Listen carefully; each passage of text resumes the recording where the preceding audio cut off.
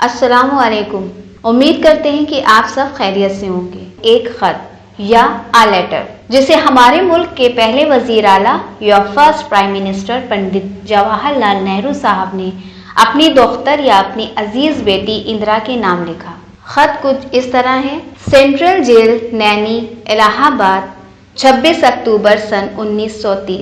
چاچا نہرو لکھتے ہیں: پیاری بیٹی، تمہیں اپنی سالگرہ کے موقع پر تحفے اور نیک خواہشات ملتی ہی رہتی ہیں۔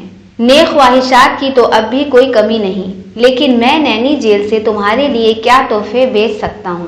نیک خواہشات کا تعلق تو دل سے ہے، جیسے کوئی پری تمہیں یہ سب کچھ دے رہی ہو۔ یہ وہ چیزیں ہیں جنہیں جیل کی اونچی دیواریں بھی نہیں روک سکتی۔ تم خوب جانتی ہو کہ مجھے نصیحت کرنے سے کتنی نفرت ہے۔ جب کبھی میرا جی چاہنے لگتا ہے کہ نصیحت کروں تو ہمیشہ اس عقل مند کی کہانی یاد آ جاتی ہے جو میں نے کبھی پڑھی تھی۔ شاید ایک دن تم بھی وہ کتاب پڑھو جس میں یہ کہانی بیان کی گئی ہے۔ کوئی 1300 برس گزرے کہ ملک چین سے ایک سیاح علم و دانش کی تلاش میں ہندوستان آیا۔ اس کا نام ہیون سانگ تھا۔ وہ شمال کی پہاڑ اور ریگستان طے کرتا ہوا یہاں پہنچا۔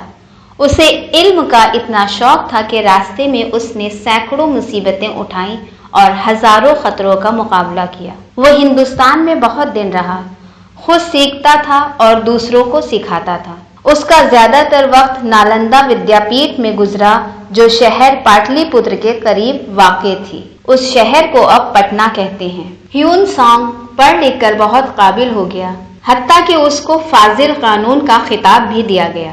پھر اس نے سارے ہندوستان کا سفر کیا، اس عظیم و شان ملک کے باشندوں کو دیکھا اور ان کے بارے میں پوری معلومات حاصل کی۔ اس کے بعد اس نے اپنا سفر نامہ لکھا۔ اس کتاب میں وہ کہانی بھی شامل ہے جو اس وقت مجھے یاد آئی۔ یہ ایک شخص کا قصہ ہے جو جنوبی ہند سے شہر کرناسونا میں آیا۔ صوبہ بہار بھاگل پور کے آس پاس کہیں تھا۔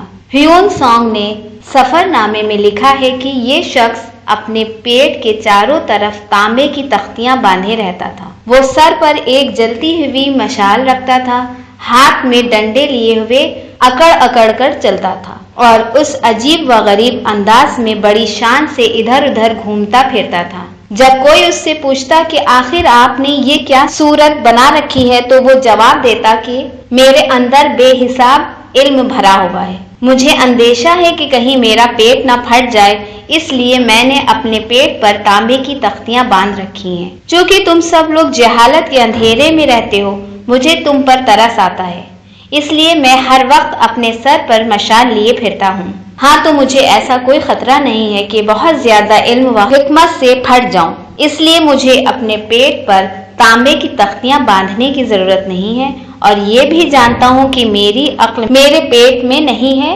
بلکہ جہاں کہیں بھی ہو اس میں اتنی گنجائش ہے کہ بہت کچھ اور سما سکے۔ اور جب میری عقل محدود ہے تو میں کیسے ایک عقل مند آدمی بن کر دوسروں کو مشورہ دوں؟ اسی لیے یہ جاننے کی کوشش کرتا ہوں کہ کیا صحیح ہے اور کیا غلط، کیا کرنا چاہیے اور کیا نہ کرنا چاہیے۔ اور اس بحث و مباحثہ سے کبھی کبھی کوئی سچائی نکل آتی ہے، اس لیے میں نصیحت نہیں کروں گا۔ پھر کیا کروں؟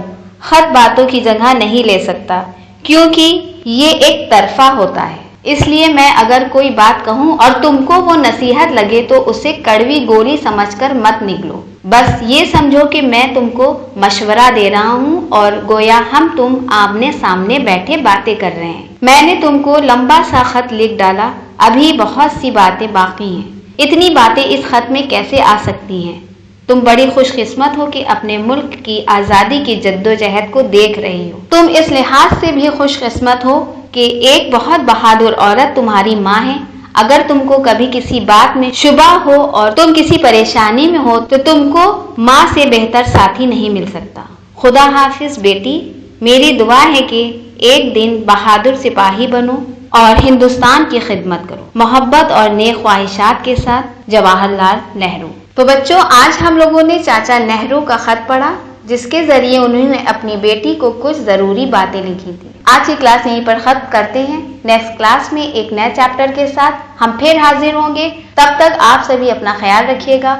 اللہ حافظ۔